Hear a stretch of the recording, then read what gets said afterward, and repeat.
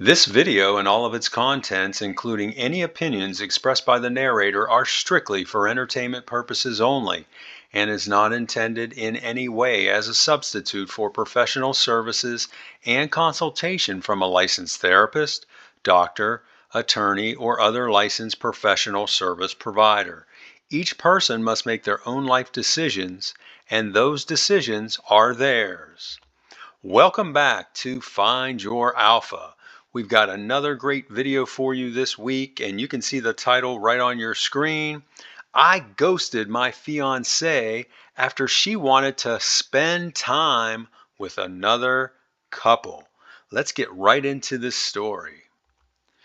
First of all, the moral of this story: don't think you're going to swoop in and fix a broken woman, as many of these women are broken by choice.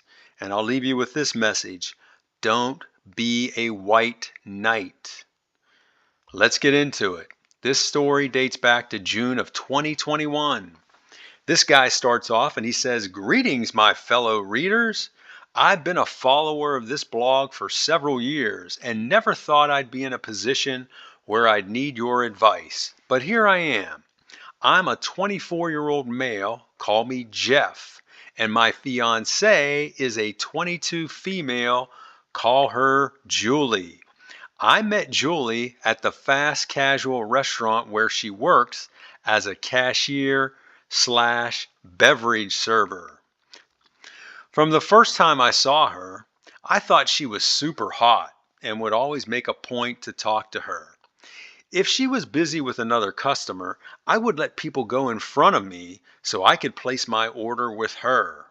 I soon started going there for lunch at least 2 to 3 times per week just to talk to her, but never mustered up the gumption to ask her out.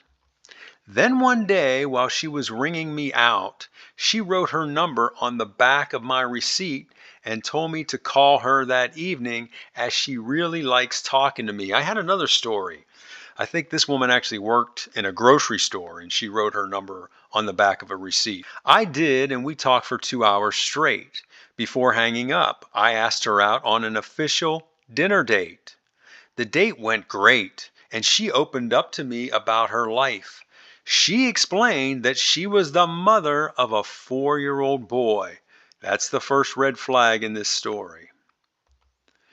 She had the child at the beginning of her senior year in high school. According to her, the father was never in the child's life. Red flag number 2. She said he moved to Georgia after graduation and she hasn't heard from him since. She also said she's dated a few other guys since, but had not gotten serious with any of them. Red flag number 3. She's dated a few guys. That means that she's had a few guys. And if she says a few, what does she mean by a few? Is she talking really 3, or is she talking 6, 10? Who knows? But that's definitely a red flag. As for me, I had 2 girlfriends up to that point. After I found out about her child, I told her that I would like to continue being friends, but wouldn't be interested in anything more since she already had a child. Now, that was the appropriate thing to tell her, once finding out that she was a single mother. Okay, if you're not interested in dating single mothers, that's how you let them down easy. But I put this out there as a mistake because, as you're going to see, this guy is really serious about being just friends with her. And as I've said in other videos, heterosexual men and women cannot be just friends. She said she was fine with this, and we continued going out, meeting up once or twice a week just to hang out. See what I mean? Our relationship remained like this for nearly 2 months. 2 months! He was just friends with her like that, hanging out a couple times a week and not doing anything. Until one day she kissed me. From there, our next 3 dates got progressively more intense until we finally did the deed. It was awesome. And after that, I've been all in. Mistake number 2, my guy. You're all in on this woman. after your first time with her? What are you thinking? We then started spending every evening and weekend together. Mistake number three, this guy is building his whole life around this woman, and he's just met her. After a couple weeks, she introduced me to her son, call him Josh. He and I instantly clicked, and now he was joining us nearly every time we were together. Mistake, another mistake. Already he's diving into family life with this woman.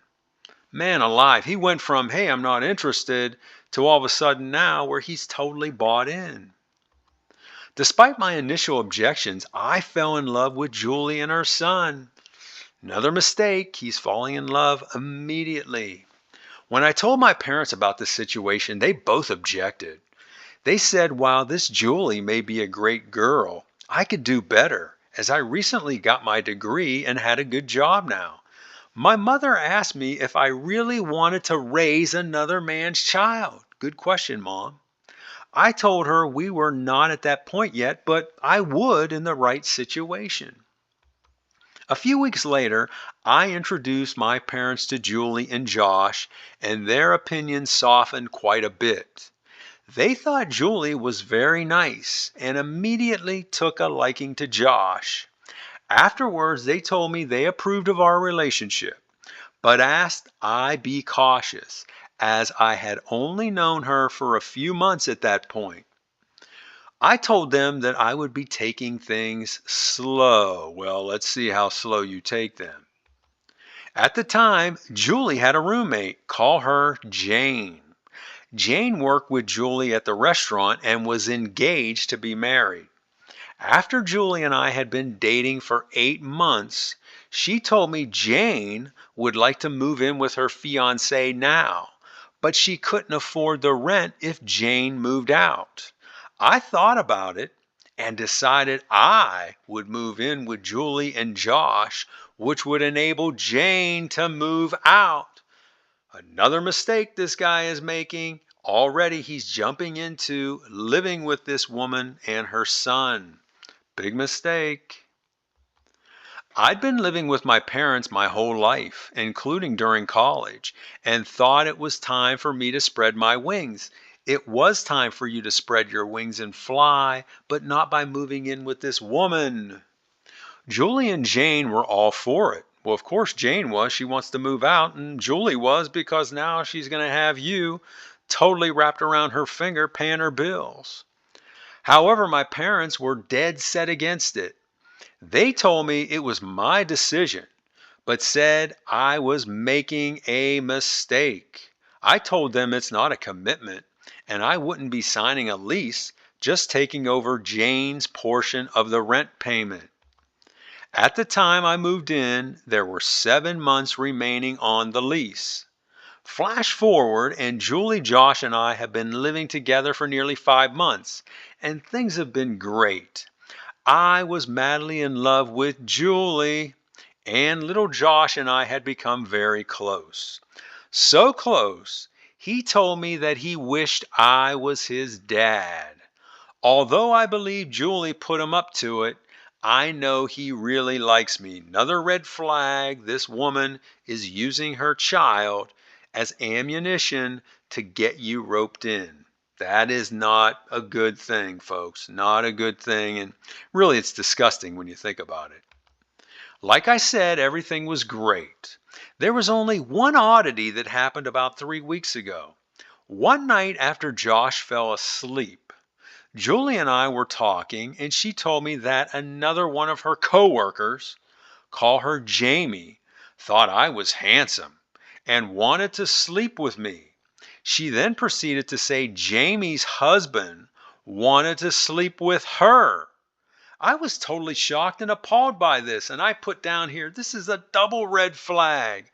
Out of the blue, this woman who you're living with is telling you that, oh, by the way, one of my coworkers wants to sleep with you. And guess what? Her husband wants to sleep with me. I mean, what would you do if your girlfriend told you that? Crazy. I told Julie that while that's flattering, I have no interest whatsoever in sleeping with Jamie. and then asked her about Jamie's husband. This was the first she told me of this nonsense, and I was upset. Instead of answering me directly, Julie went on to ask me if I knew Jamie and her husband were bi and in an open relationship. So they play on both teams, this husband and wife. I said, no. How would I know that unless you told me? So that's another red flag here because, she's putting this out there like you know it, and she knows you don't know it. She's just using this to kind of goad you into, hopefully agreeing to a relationship with this couple. You can see what she's doing. She then asked me if I thought less of them, and I told her no. If that's what they want to do, they are adults. They can do whatever they want, but that lifestyle is not for me, and I hope it's not for you.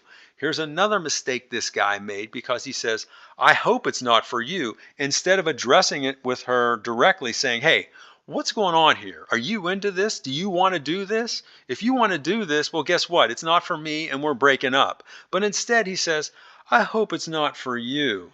Big mistake.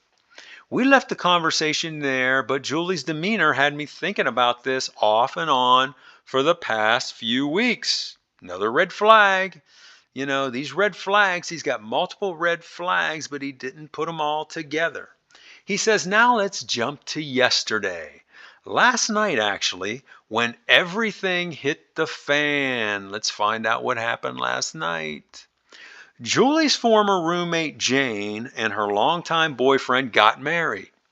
They had a civil ceremony at 5:30 p.m. and then a big reception right after. The reception was a blast and the party lingered into the wee hours of the morning. I generally don't drink and have a large SUV, so I was the designated driver for Julie and several of her friends. Let's find out what friends are going with her. The friends were Jamie, her husband, and another girl Julie works with, call her Jess, who went solo to the wedding. These three friends all like to drink and planned on getting drunk. Always watch who your girlfriend or wife is hanging out with because chances are she's very similar to them. Julie said she was only going to have one or two drinks max, as she didn't get drunk anymore. In fact, I had never seen her drink before last night. The night progressed and everyone was having fun, drinking and dancing. I noticed around 11:30 that Julie seemed a bit tipsy. This struck me as odd, as I only saw her nursing two drinks the entire night. I asked her if she had more to drink and she said no. It was now around 1 a.m. and the last of the party goers were clearing out, so I rounded up everyone who rode with me and got them in my vehicle. The first stop was the single girl, Jess, and I dropped her off. The next stop was Jamie and her husband's apartment. When I stopped the car, Julie said she had to pee. She got out and followed Jamie and her husband, call him Joe, up the stairs to their apartment while I sat with my vehicle running, thinking she'd be out in a few minutes. After sitting there for a good 10 to 20 minutes, I shut off the engine and headed in to see what was up. When I got to the door, I knocked and then entered. There standing in the living room was Julie along with both Jamie and Joe. They had obviously been talking and all three were visibly drunk. Without me saying a word, Julie tells me, let's sleep here tonight. I just awkwardly laughed and said, no, let's go. What she said next blew my mind, and listen to what she says to this guy. She said, they've got two bedrooms. You and Jamie can sleep together, and me and Joe can sleep together. Now, could you imagine if your girlfriend told you that? I would say, wait a minute. What are you talking about here? Could you repeat that for me? Okay, I thought that's what you said. Goodbye. You can sleep here all you want, but you and I are done. I'm out the door. That's what I would have done. Hearing this, I was in disbelief and my anger level was rising. Well, it should be rising. I again told her, let's go. Julie said, I'm not going anywhere and you can't make me. You can stay here with us or you can leave. Okay, again, I would have said, bye, I'm out of here. With that, I walked over and gently reached for her hand. She jerked it away and said, get off of me. After hearing that, I said, okay, turned and walked out the door. I was blazing angry at this point, and thoughts were flying through my head at warp speed. I drove to our apartment and considered going back over there to see what was going on. Then I thought, no, I no longer care what she's doing at this point. I'm done. Finally, this guy wakes up and does the right thing. I decided to pack all my personal belongings into my SUV and move out. So from about 1:45 to just before 3 a.m., I was going in and out of the apartment loading up my vehicle. I bet your neighbors probably thought you were robbing the place. I then drove to my parents' house and called them on the way to tell them I was coming over. They were not critical or judgmental, but my dad told me, son, it's best you found this out now. Amen, Dad. You are 100% correct. Now, if you like what you've heard so far, please hit that like button. That'll help this video get seen by people all over the planet. Now, let's get back to our story. The next morning, Julie called me at around 9:30 and I let it go to voicemail. She left me a message like nothing happened. All she said was, hi, babe, it's me. I hope you slept well. I fell asleep as soon as you left. Who believes that? Come get me as soon as you can. I love you. She called again 15 minutes later, and I again didn't answer. She then called again and again and again. Her voicemails became progressively more frantic. She also started texting me. In one of the texts, she wrote out that Jamie just told me what an ASS I was to you last night. I'm so sorry. I didn't mean it. Please come get me. I didn't respond at all. Then, about an hour later, she left me another voicemail. She was now back at the apartment and saw I had moved out. In the message, I could sense her desperation, asking me why I moved out, saying she was drunk and she didn't mean anything she said. She also added that nothing happened between her and Joe or Jamie. She said, I know you're at your parents' place and I'm coming over. Hearing this, I didn't want her to cause a scene over here, so I sent her a quick text. She immediately texted back and started begging me to please come back home. I simply replied, no, we are done. Good job, guy. She texted back, writing, this is just a big misunderstanding. I again replied, we are done. Good job sticking to your guns, mister. That's what you need to do. She then texted back saying she was coming over to my parents' house. I texted her back saying I was leaving for the day and wouldn't be there when she arrived. I told my parents she was coming over and said I was going to leave the house as I didn't want to see her and didn't want her causing a scene. At this point, I didn't know how she would react as she was a totally different person last night from the woman I had known. I left the house and went to a coffee shop to hang out until she left. I told my parents to call me if she shows. About a half hour later, my dad called and said Julie was there and left. He greeted her at the door and told her I wasn't home and he didn't know when I'd be back. She asked him if I had moved back in with them, and he acknowledged that I had. This all went down just a few hours ago, and I'm still here at the coffee shop typing out this long post. A very cathartic process, by the way. Now, I'm kind of having some second thoughts about my decision. Do you think I overreacted or was my decision appropriate? Your decision was appropriate, man. Julie has been an awesome partner until last night. Has she really? Is this something I'm going to look back on in 10 years and regret or celebrate? I think you're going to celebrate it, guy. Let me know your thoughts. I'd really like some confirmation of my actions at this point. Jeff. All right, Jeff, you're going to get some confirmations or some objections here because now we're going to look at a few responses from the community. And when I pull these responses, I always try to get two submitted by men and two responses submitted by women. And that's what we have here. So the first one is from a man.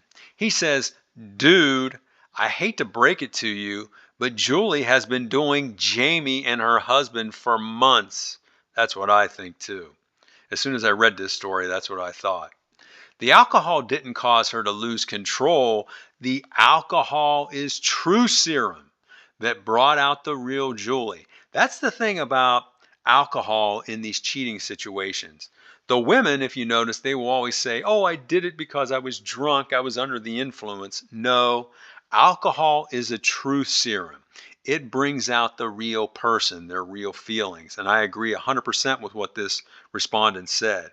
This guy says, "Run, my man, and don't look back." Now we've got a response from a woman. She says, "Do you know if she actually did anything with Jamie and her husband last night? If they didn't do anything, then this was just a stupid mistake made while under the influence." See what I mean? "And you are overreacting. I think you should give her a chance to prove herself. And if she messes up again, just walk away. I wish you good luck." Here's another one from a woman. She says, "What Julie did was very questionable, but I wouldn't throw away a great relationship over one drunken mistake. When I used to drink, I did some things I wish I could take back and would never even consider doing such things today." I'd like to know what this lady did that were so bad here that she would never even consider doing them today. Why doesn't she write a story? I'm sure you leaving her has taught her a lesson, and she'll be a great partner to you going forward. God bless you both. And then finally, here's another one from a guy. He says, "Women like Julie are for recreational purposes only. And even so, you've got to be very careful." That's what I say. Anytime you're dating a woman with a child, you know what she really wants. So you're really, playing with fire there. You've got to be very careful. And what my philosophy is, I just avoid those women. Okay. That's me. There's other guys out there that don't, and they've had success. But my opinion is just avoid those women. He says, this guy continues on. He says, "You saw the real Julie last night. The rest of the time, she's been putting on an act. Think about it. This is what she would have been like if you were stupid enough to marry her. Shame about the poor kid. Having a disgusting mom like that must be tough." All right, so those are the responses. And now for the final update, we're going to see what happens in this situation. And this is from August of 2021. So a few months later, he says, "Hey, all, I've gotten a number of requests for an update, so I thought I'd come back and let you know where things stand. Julie and I are officially broken up." Okay, he stuck to his guns and he stayed broken up with her. Good job. The whole situation with her turned out to be one big lie. And wait till you hear about this here, folks. What a mess. I can't believe I was so damn gullible. Let me say, I've never talked to Julie in person or by phone since D-Day. We've only texted. He says, right after my last post, Julie continued texting me that nothing happened between her, Joe, and Jamie. Remember that. Nothing happened between Julie, Joe, and Jamie, so Julie says. She also had both Joe and Jamie call me and leave me messages saying they were all just friends and nothing more has ever occurred between them. They swore on their lives or others to this fact.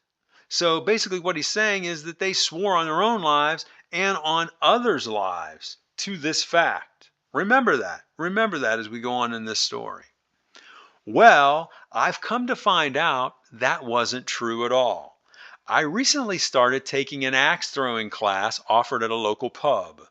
In my class was the single girl that rode to the wedding with us.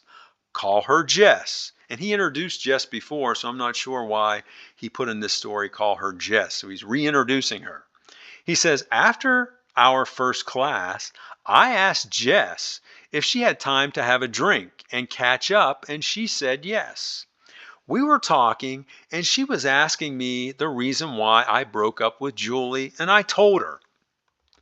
The first thing Jess told me was that Julie, Jamie, and Joe were slamming shots at the wedding every time I stepped away to go to the bathroom or to get fresh air. So remember how he said he thought his girlfriend, this Julie, was only nursing a couple drinks at the wedding? Well, it turns out every time he stepped away, she, along with her two friends, her friend and her husband, were slamming shots. What a classy gal here. What she told me next rocked me to my core. Now, listen to this. Jess said that Julie, Jamie, and Joe have been having threesomes on the regular for the past 2 years. She said she always thought I knew, as Julie told everyone we were polyamorous. Jess said this kinky relationship was known by all the workers at the restaurant, and that I could ask Jane or anyone else there and they would confirm the same. My first thought was, when did they have time to do it? Julie and I spent little time apart except when we were at work. Damn, what a fool I've been. Lesson learned. I'm now a much wiser and stronger person after all of this. As far as Julie being bi and polyamorous, if that's her thing, fine. But why did she have to screw me over? Why did she do it, Guy? Do you have to ask for sure? You can tell what she wanted. She wanted a nice guy to come in, to pay her bills, and be a pseudo father to her child.